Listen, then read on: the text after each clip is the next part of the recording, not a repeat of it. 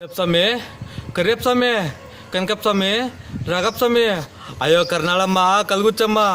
Siddappa Madappa Eshappa ಕೇಳ್ರಪ್ಪೋ